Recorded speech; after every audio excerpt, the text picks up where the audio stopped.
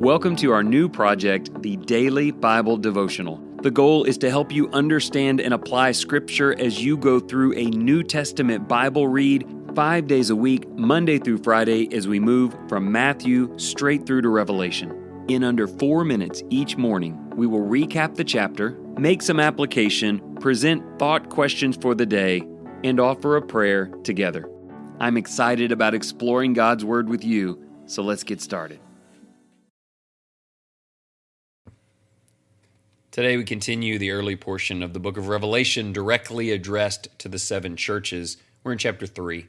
Jesus continues his message to the churches, addressing Sardis, Philadelphia, and Laodicea. To Sardis, he warns that they have a reputation for being alive, but are actually spiritually dead. He calls them to wake up, strengthen what remains, and repent before he comes like a thief.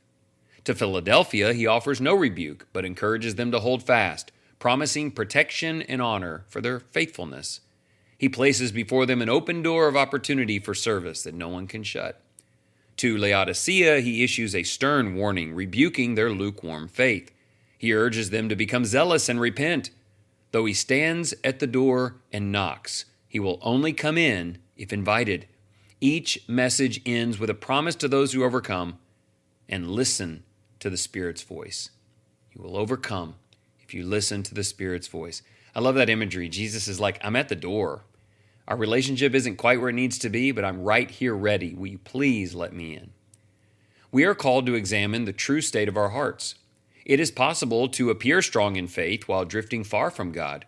Jesus sees beyond our reputation and invites us to wake up, repent, and return to what is lasting. We must not settle for a lukewarm life. He desires that we walk in full devotion, not half-hearted belief. When we remain faithful, even with little strength, he opens doors that no one can close. We do not earn these promises, but we are invited to respond with faith and endurance. Jesus stands at the door, ready to come in. We must choose to listen, respond with humility, and walk in renewed fellowship with him each day. Let me in, he says.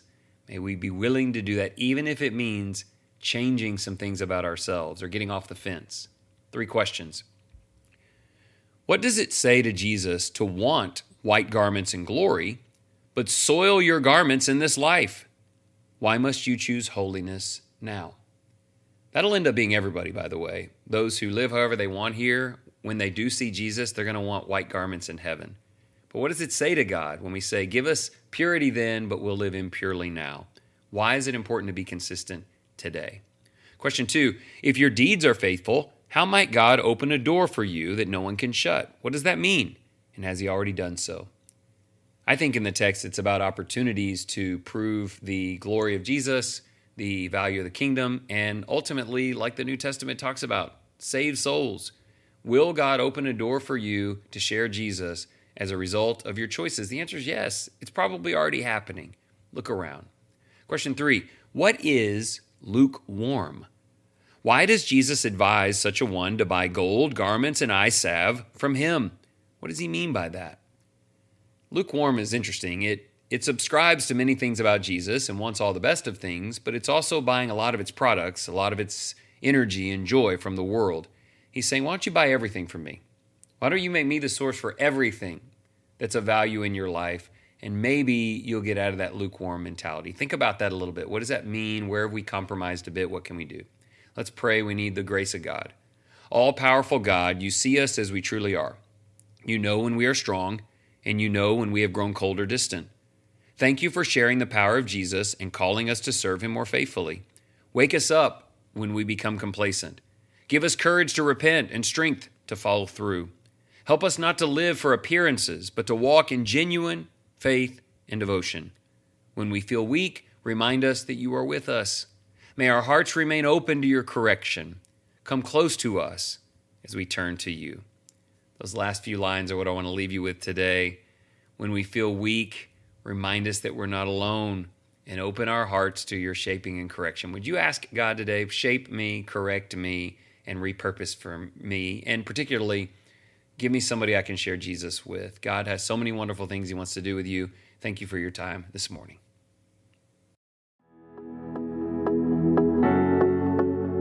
If you find this content valuable, please share with others. And if you're looking to use this material for deeper study, you can order your own copy of the Daily Bible Devotional by clicking on the link in the show notes or just searching it on Amazon. I'm prayerful that our time together has been an encouragement to you. And remember, whatever you choose to do today in the name of the Lord Jesus Christ, excel still more.